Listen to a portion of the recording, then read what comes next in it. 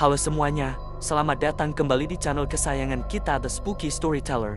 Buat kalian yang baru mampir, jangan lupa subscribe ya, biar gak ketinggalan cerita-cerita seru lainnya. Malam ini, aku akan melanjutkan cerita sebelumnya. Cerita yang berkisah tentang mudik, sebuah tradisi yang kita semua rindukan. Tapi apa jadinya kalau jalan pulang yang kita tempuh ternyata menyimpan sebuah cerita horor? Siapin cemilan dan minuman hangat, redupkan lampu kamar kalian, karena kita akan segera memulai perjalanan mudik paling mengerikan yang pernah ada. Aku ingat-ingat lagi pengalaman membeli mobil itu sebulan yang lalu. Jauh-jauh hari sebelumnya, aku dan istri memang sudah berniat tahun ini akan mencoba untuk pertama kalinya mudik lewat jalan darat dengan kendaraan pribadi. Setelah tahun-tahun sebelumnya selalu naik pesawat, selain jauh lebih irit, kami merasa jalan darat akan memberi pengalaman traveling yang menarik, khususnya bagi anak-anak. Tentu banyak hal yang bisa dilihat dengan melewati berbagai kota sepanjang perjalanan, yang akan memberi pembelajaran tersendiri bagi mereka. Begitu kira-kira pemikiran aku dan istri ketika itu. Karena mobil kami tipe city car, tentunya tidak memadai untuk dibawa berjalan jauh ribuan kilometer. Selain karena kabin yang sempit, bagasinya pun tidak bisa memuat banyak barang, padahal namanya mudik sekali-sekali, tentunya barang bawaan kami bakal banyak. Akhirnya kami putuskan mengganti mobil dengan tipe MPV yang ruang kabinnya lebih lapang dan daya muat bagasinya juga jauh lebih banyak. Untuk itu karena budget pas-pasan, kami hanya punya opsi tukar tambah dengan mobil bekas. Berkelilinglah kami mencari showroom yang paling tinggi menghargai mobil kami, sekaligus menyediakan mobil tukarannya sesuai dengan kriteria dan anggaran yang kami miliki. Beberapa showroom sudah kami datangi, tapi belum ada yang cocok. Rata-rata menghargai mobil kami terlalu rendah. Yang menawar lumayan tinggi pun ternyata tidak punya mobil penukarnya yang cocok, baik tipe maupun harga. Sampai suatu ketika, seorang teman memberi informasi tentang sebuah showroom yang katanya selalu menghargai mobil tukar tambah dengan harga relatif tinggi, dan stak mobil bekas yang mereka jual juga terjamin kondisinya, dengan harga jauh lebih rendah dibanding showroom-showroom lain. Teman itu menyarankan aku untuk mencoba datang ke sana. Showroom tersebut lokasinya agak jauh dari rumah kami. Tapi karena penasaran dan memang sudah tidak punya banyak waktu lagi untuk segera dapat mobil yang layak dipakai mudik, aku pun pergi ke sana. Menjelang asyar, aku sampai di showroom itu, ternyata sepi pengunjung. Aku lihat stak mobil yang tersedia hanya ada 2 unit, itu pun dua-duanya tipe city car. Aku tanya karyawannya kenapa sepi, ternyata stak jualan mereka memang sedang kosong. Hanya tersisa 2 unit city car itu, makanya sepi pengunjung. City car yang tersisa itu memang tipe yang kurang peminatnya. Apalagi jelang bulan puasa, rata-rata calon pembeli memang mencari tipe MPV untuk dipakai mudik, sebagaimana halnya aku juga. Kata karyawan itu, stok barang baru nanti malam datang, dan diantaranya banyak tipe MPV.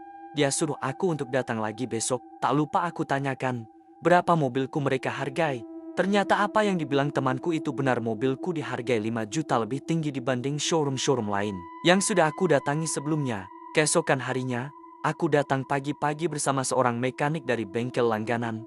Mekanik itu sengaja kuajak untuk memeriksa kondisi mobil yang nantinya akan kubeli, sebab aku tidak terlalu mengerti masalah mobil. Pukul 10 kami sudah tiba, benar saja, showroom itu dipenuhi mobil, ada 20 unit mobil berbagai merek dan tipe, bersama mekanik yang kubawa. Kami cek beberapa MPV, kemudian karyawan showroom itu merekomendasikan sebuah MPV yang terparkir paling ujung. Katanya mobil itu dijamin sangat bagus dan harganya miring. Dia sarankan aku segera ambil sebelum disambar pembeli lain. Aku minta mekanik mengecek mobil itu. Sang mekanik pun memberi opini positif. Katanya kondisi mobil itu memang sangat prima dan terawat. Tentunya sangat layak dipakai jalan jauh. Tanpa pikir panjang lagi, segera ku tanya harga, dan lagi-lagi info dari temanku benar. Untuk tipe dan tahun keluar yang sama, mobil itu ditawarkan 10 juta lebih murah dibanding tempat lain. Setelah ku tawar, harganya turun lagi 2,5 juta. Langsung kumahar dan bawa pulang. Aku pun lega, mobil sudah didapat dengan harga relatif murah. Budget yang kusiapkan untuk tukar tambah mobil pun bersisa lumayan besar jumlahnya. Begitulah proses pembelian mobil kami itu sebulan yang lalu. Tidak ada yang janggal rasanya. Aku agak lupa nama showroom itu. Yang kuingat, ada kata satu apa motor gitulah. Entah apa persisnya, lupa-lupa ingat. Karena penasaran, aku rogoh dompet, kemudian mengambil faktur bukti pembelian mobil yang terlipat dan terselip di salah satu saku dompet. Aku kembangkan dan baca, di sudut kanan, atas faktur tertulis nama showroom. Oh ya, 1 Jiwa Motor, nama showroom itu, gumamku. 1 Jiwa Motor, tiba-tiba aku teringat nama Sujiwa. Kok seperti ada kemiripannya? Satu jiwa dengan Sujiwa. Jangan-jangan pemilik showroom itu adalah Sujiwa, pikirku. Sejenak aku termangu dan jantung jadi berdetak cepat. Segera ku kumpulkan ingatan tentang lokasi showroom itu. Seingatku, di seberang jalan depan showroom itu ada rumah besar yang arsitekturnya agak aneh. Sebuah rumah yang penuh ornamen bernuansa zaman kerajaan. Pintu pagar rumah dilengkapi gapura bak gerbang istana. Di kiri kanan gapura itu ada patung makan kumbang yang sedang mengaum. Aku langsung teringat foto-foto di akun FB Sujiwa. Tadi aku sempat melihat fotonya di depan garasi rumah. Rumah itu terkesan mistis, namun tidak utuh terlihat dalam foto. Buru-buru aku buka lagi handphone dan masuk ke aplikasi FB. Aku telusuri lagi foto-foto di akun FB Sujiwa lebih jauh. Astaga, ternyata memang ada foto Sujiwa dengan latar rumah besar aneh di seberang showroom itu. Foto berikutnya lebih mengejutkanku lagi. Sujiwa berfoto di depan showroom Satu Jiwa Motor. Foto itu diberi caption, "Silahkan mampir ke showroom kami, harga murah kualitas terjamin." Ya Tuhan, berarti benar, pemilik showroom itu adalah Sujiwa. Rupanya dia menjual mobilnya di showroom miliknya sendiri. Pantas saja tadi ditelepon dengan yakin dia bilang, jimat itu pasti masih ada di mobil, tidak mungkin diambil orang showroom. Aku menelan ludah dan kembali terdiam. Menganalisa, apa kira-kira hubungan semua ini? Semalam kami hampir celaka karena kejadian mistis, kemudian Sujiwa tiba-tiba meneror, dan barusan terungkap lagi fakta, bahwa ternyata sebulan yang lalu mobil yang kami pakai mudik ini aku beli di showroom milik dukun itu. Aku kembali berpikir, apa kira-kira kaitannya dengan jimat yang sudah kami buang itu? Kenapa setelah 1 bulan baru dia cari lagi? Banyak kemungkinan, bisa jadi mobil itu tadinya dipakai sehari-hari oleh Sujiwa. Dan dia menyimpan kedua jimat di sana. Kemudian ketika mobil itu dijual, dia lupa mengambil atau memindahkannya. Dia baru tersadar 1 bulan kemudian. Entah karena apa, mungkin karena ada pengaruh aneh pada dirinya setelah jimat itu berhasil kami buang. Tapi kemungkinan ini agak meragukan juga. Sebab Sujiwa yang kaya raya dan punya banyak mobil begitu, masa ia sehari-hari cuma memakai MVP kelas bawah?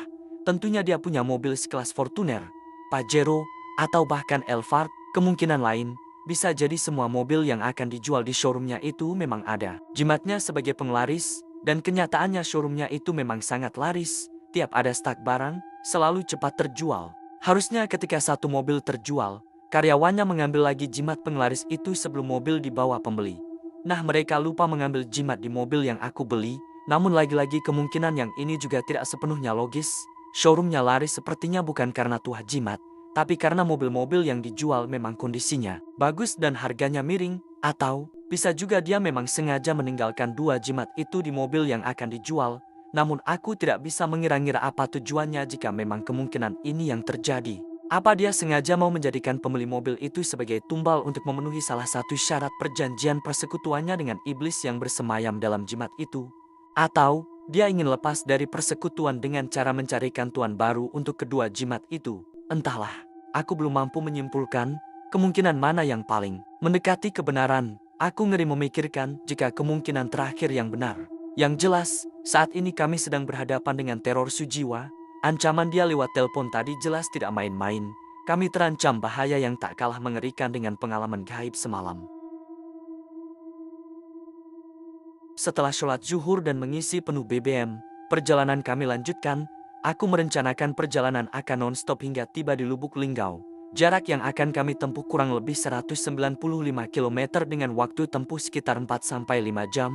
Medan yang akan dilalui masih tergolong berat, membelah hutan lebat. Jalannya tidak terlalu lebar dan berbelok-belok, banyak tanjakan terjal dan penurunan curam, rawan kecelakaan. Pengemudi harus dalam kondisi prima dan benar-benar mahir berkendara, serta harus selalu berkonsentrasi. Konon dulunya para pengemudi tidak berani melewati jalur ini di malam hari. Selain karena medannya yang berat itu, juga rawan terjadi tindak pidana pembegalan. Namun belakangan aku dengar jalur ini sudah relatif aman. Jika tidak ada aral melintang, kami sudah akan berada di hotel kira-kira menjelang maghrib nanti. Aku melihat kondisi psikologis istri dan anak-anak, khususnya si sulung, sudah kembali normal. Sepertinya mereka sudah tidak terlalu terpengaruh lagi dengan kejadian semalam. Dan yakin perjalanan kami selanjutnya akan lancar dan menyenangkan. Kondisi ini menjadi dilema bagiku. Tidak tega rasanya merusak suasana hati mereka yang sudah tenang itu dengan kembali memberitahu bahwa ada masalah baru yang tak kalah gawat sedang mengancam. Namun jika tidak aku beritahu, tentunya semua menjadi beban pikiranku sepenuhnya. Padahal dalam kondisi tertentu, bisa saja aku buntu, tak mampu berpikir jernih, bingung menghadapi situasi, terbukti pada kejadian semalam. Justru si sulung malah yang menjadi solusi di saat aku dan istri sudah kehilangan akal. Jika kami sama-sama mengetahui adanya ancaman itu, tentu bisa saling mengingatkan. Istri dan si sulung juga bisa ikut berkontribusi menjaga kewaspadaan. Entahlah, aku bimbang. Yang jelas, untuk sementara aku tidak akan memberitahu kondisi ini dan berusaha sedapat mungkin menata hati agar tidak terlalu memikirkan ancaman Sujiwa. Kembali, aku ajak si sulung ngobrol sembari menyetir dengan rata-rata kecepatan 60-70 km per jam. Oh ya nak, lanjutin dong ceritanya. Kan kamu bilang tadi, masih banyak kejadian aneh yang pernah kamu alami selama di pondok, ujarku memulai perbincangan. Iya memang ya, yang aku ceritain tadi tuh kan kejadiannya pas aku lagi sendirian. Pernah juga loh, kejadiannya ketika kami lagi rame-rame. Rame-rame, kok bisa? Tapi gak serem dong, kalau rame-rame gitu. Bukan soal seremnya ya. Walau ngalaminnya sendirian pun kita udah biasa kok. Gak takut, yang jadi penasaran kami tuh soal keanehan kejadiannya. Gitu ya, emang gimana kejadiannya? Ayah tahu kan, sangat jamak, kami para santri tertidur saat belajar di ruangan kelas. Tiap hari harus bangun dini hari untuk sholat malam dan tidak tidur lagi hingga subuh. Serta dilanjutkan dengan aktivitas harian yang sangat padat, menyebabkan kami sering tidak mampu lagi mengendalikan rasa kantuk, apalagi ketika pelajaran malam. Para ustadz dan ustadzah pun sudah sangat terbiasa dengan kondisi itu. Jika mendapati ada santri yang tertidur saat mereka mengajar di depan kelas, mereka biasanya maklum. Nah, pernah suatu malam, di sesi terakhir pelajaran, beberapa temanku terkulai di meja mereka masing-masing, tertidur. Ustadzah membiarkan saja. Mereka sepertinya paham bahwa pelajaran malam memang puncak-puncaknya kelelahan. Santri bukan robot, wajar kalau tertidur. Ketika ustadzah menyelesaikan sesi pelajarannya, kami segera berdiri dan bergegas meninggalkan ruang kelas untuk segera beristirahat di kamar asrama masing-masing. Teman-teman yang tertidur kami bangunin. Woi, bangun woi, balik ke kamar, teriak kami seraya menyolek teman-teman yang tertidur itu. Mereka pun segera bangun dan mengucek-ngucek mata, kemudian satu persatu keluar kelas dan berjalan lesu menuju asrama. Namun ada salah seorang teman yang tak kunjung bangun. Kansa namanya. Ayah ingat dia kan? Itu loh, yang badannya gede. Ya, ingat, jawabku singkat. Nah, berulang-ulang kami colek dia, tapi tetap tidak mau bangun. Pula sekali dia tertidur. Akhirnya kami biarkan saja. Lalu kami berjalan menuju asrama meninggalkan Kansa yang masih saja terkulai, tertidur beralaskan dua punggung telapak tangannya di meja belajar. Jarak antara kelas dengan asrama kami cukup jauh, melewati bagian belakang beberapa bangunan asrama santri kelas lain dan ruang auditorium serbaguna. Beberapa titik sangat gelap karena lampunya padam. Selain jalan itu, untuk sampai di asrama bisa juga melewati samping masjid dan gazebo-gazebo yang biasa menjadi tempat pertemuan para santri dengan keluarga saat jadwal berkunjung. Namun lewat sana jaraknya agak lebih jauh dibanding yang pertama tadi. Suasana malam terasa hening, tak ada termaram cahaya bulan.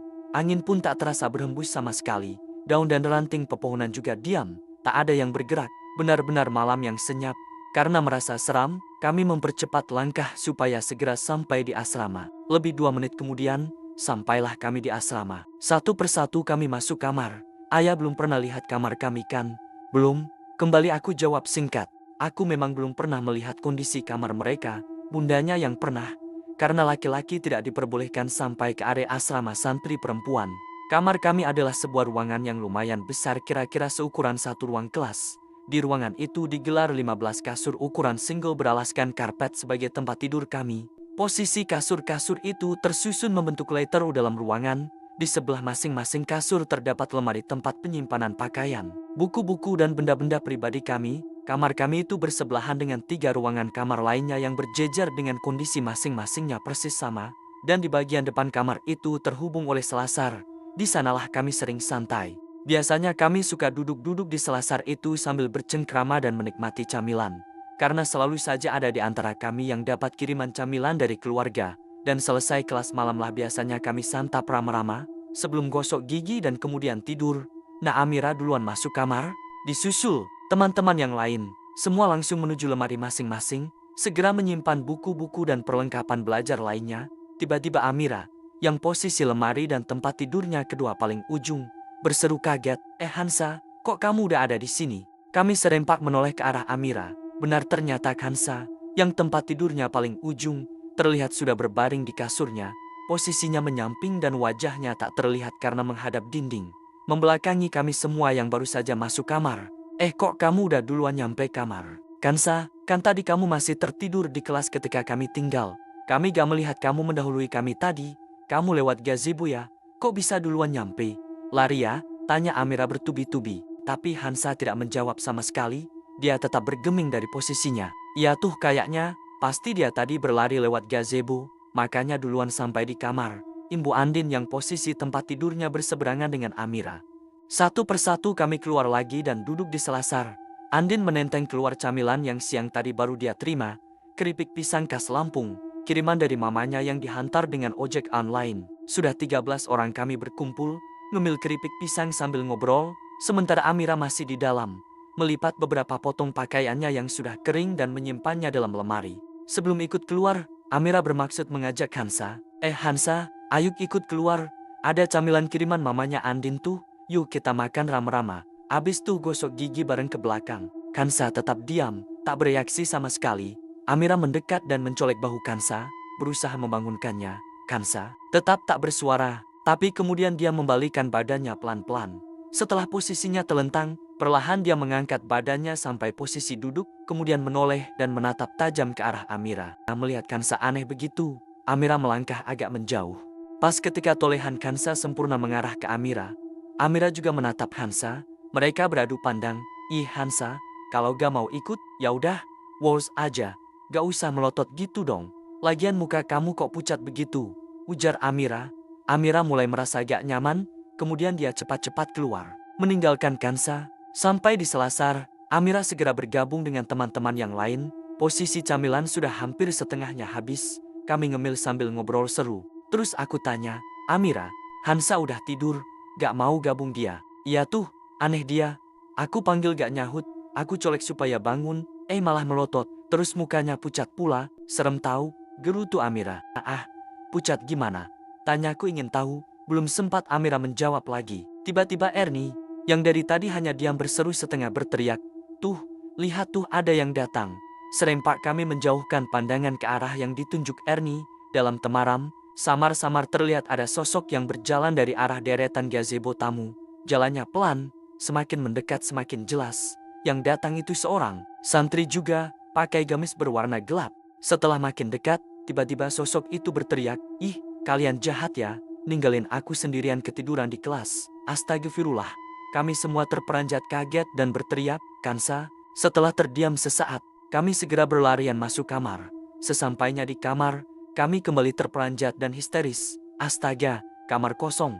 Pandangan mata kami semua mengarah ke tempat tidurnya Kansa. Tidak ada siapa-siapa di sana. Kasur itu bersih rapi dan kosong melompong. Amira syak. Jadi, yang tadi tidur di sana dan aku colek itu, siapa? Ujarnya. Gitu ya, ujar si sulung mengakhiri ceritanya. Luar biasa kalian, ucapku pelan. Aku yang cuma mendengar cerita si sulung saja merasa tercekam, sementara mereka mengalaminya langsung. Sering pula, tak heran para santri itu memiliki mental yang kuat, karena mereka tertempa oleh budaya pondok yang serba disiplin dan mengajarkan kemandirian, ditambah pula dengan berbagai pengalaman luar biasa seperti itu. Aku sendiri tidak menyangka putri sulungku telah mencapai kematangan kepribadian sedemikian rupa. 2 tahun mondok, tanpa aku sadari sikap mentalnya telah berubah total dibanding saat dia meninggalkan rumah dulu. Aku jadi berpikir kembali untuk menceritakan saja masalah Sujiwa ini ke istri dan si sulung. Pemikiran-pemikiran si sulung mungkin saja akan banyak membantu aku nantinya jika menghadapi masalah terkait Sujiwa ini. Sementara, suasana kiri kanan jalan yang kami lalui terlihat sudah mulai ramai. Sudah banyak terlihat perumahan penduduk. Dari tapal informasi jalan, sekilas aku lihat bahwa Kota Lahat sudah tidak jauh lagi. Namun, perjalanan berat masih akan kami tempuh setelah melewati Kota Lahat nanti hingga tiba di Lubuk Linggau. Aku masih tetap menyetir dengan kecepatan sedang sambil terus berpikir, apakah perlu menceritakan masalah Sujiwa pada istri dan si sulung, atau tidak, masih sedang menimbang-nimbang begitu. HP-ku berdering, jantungku kembali berdetak cepat. Jangan-jangan Sujiwa lagi, entah apa lagi yang akan kami alami. Tapi aku segera teringat bahwa handphone yang sering diteror Sujiwa tidak kuaktifkan. Telepon yang masuk ini ke nomorku yang satunya lagi. Hatiku kembali sedikit tenang. Segera aku tepikan kendaraan supaya bisa menjawab telepon dengan aman. Di layar handphone terlihat nama penelpon, Nurasman. Rupanya yang menelpon adalah teman yang semalam aku telepon tapi tidak diangkat. Segera ku pencet tombol jawab. Assalamualaikum, Arvi. Maaf, semalam teleponmu tidak kuangkat. Lagi khusyuk iktikaf di masjid. Dari tadi pagi aku telepon balik. HP-mu tidak aktif. Ini aku baru dapat nomor HP-mu yang satunya lagi. Ada apa semalam nelpon? Terdengar suara ramah Nurasman di telepon. Ya, namanya Nurasman. Biasa dipanggil Uman. Seorang anggota polisi kehutanan. Namun bukan polisi kehutanan biasa. Dia tergabung dalam Satuan Polisi Kehutanan Reaksi Cepat atau biasa disebut SPORC. SPORC ini semacam satuan elit, seperti Kopassus kalau di TNI. SPORC bertugas menanggulangi setiap gangguan keamanan terhadap hutan, kawasan hutan, hasil hutan dan peredarannya secara cepat, tepat, dan akurat. Cari, tangkap, dan tuntaskan. Demikian doktrin mereka dalam menangani setiap tindak pidana kehutanan. Tugas mereka sangat berat memang, harus mengamankan lebih kurang 120 juta hektar kawasan hutan Indonesia. Ada 16 brigade SPORC di seluruh Indonesia. Di wilayah Sumatera sendiri ada 4 brigade, yaitu Brigade Makan Tutul, Brigade Beruang, Brigade Harimau, dan Brigade Siamang. Uman ini berasal dari Satuan SPORC Brigade Siamang yang markas komandonya berkedudukan di Kota Palembang. Waalaikumsalam. Oh iya Man, semalam aku memang nelpon, cuma mau mengabari. Aku sekeluarga sedang dalam perjalanan mudik dan sedang berada di daerah Sumsel. Siapa tahu kita bisa bersilaturahmi, jawabku. Aku sengaja tidak menyebut-nyebut bahwa sebenarnya semalam itu menelpon karena sedang tersesat akibat mengikuti panduan Google Map di lokasi yang tidak jelas di sekitar Batu Raja, Pramumulih, dan Muara Anim. Sekarang di mana posisi? Aku saat ini di Lubuk Linggau, lanjut Uman. Oh ya, wah kebetulan kalau gitu. Kami memang berencana menginap di Lubuk Linggau malam ini. Sekarang posisi sudah menjelang Kota Lahat. Sebelum maghrib nanti insya Allah kami tiba di Lubuk Linggau. Bolehlah, nanti malam kita ketemuan ya. Setelah terawehan, ujarku antusias. Baik, kabari aja nanti di mana nginapnya. Hati-hati di jalan. Sampai ketemu nanti malam. Pungkas Uman mengakhiri telepon. Sesuai perkiraan, kami tiba di Lubuk Linggau menjelang maghrib. Sebagai tempat menginap, kami pilih Hotel Davam. Selepas terawih, istri dan anak-anak telah beristirahat di kamar. Sementara aku, sesuai janji, akan bertemu Uman di lobi hotel. Tak lama aku menunggu, Uman pun tiba. Sudah cukup lama aku tidak bertemu langsung dengan teman yang satu ini. Walau komunikasi kami tetap terjalin lewat sarana komunikasi, kami segera menuju restoran hotel, mencari tempat ngobrol yang nyaman. Setelah ngobrol santai ngalor ngidul, akhirnya tetap tak terelakkan, obrolan kami pun merembet pada urusan pekerjaan. Sebagai sesama pegawai Kementerian Lingkungan Hidup dan Kehutanan, tentunya kami tak bisa lepas dari membahas permasalahan hutan dan kehutanan. Oh Yaman, permasalahan besar apa yang sedang jadi perhatian teman-teman Brigade SPORC di wilayah kerjamu sekarang? Tanyaku. Ya, yang jelas, permasalahan klasik bro, pembalakan liar. Sepertinya tindak pidana yang satu ini tetap akan jadi musuh abadi kita selamanya. Kecuali jika kelak hutan kita memang benar-benar sudah habis. Selain itu, masalah lain yang sungguh merepotkan kami para Polhut adalah sindikat perdagangan liar harimau Sumatera. Masih marak juga ya, selaku, ya, makin hari makin menjadi. Padahal kau kan tahu sendiri, di Sumatera ini, salah satu target kinerja kementerian kita adalah meningkatkan jumlah populasi harimau. Ini jelas tugas berat, seluruh dunia berharap kita berhasil meningkatkan populasi satwa terancam punah itu. Karena, data terakhir menyatakan, hanya tersisa sekitar 600 ekor saja harimau Sumatera di habitat aslinya, yaitu di hutan-hutan Sumatera mulai dari Aceh sampai Lampung.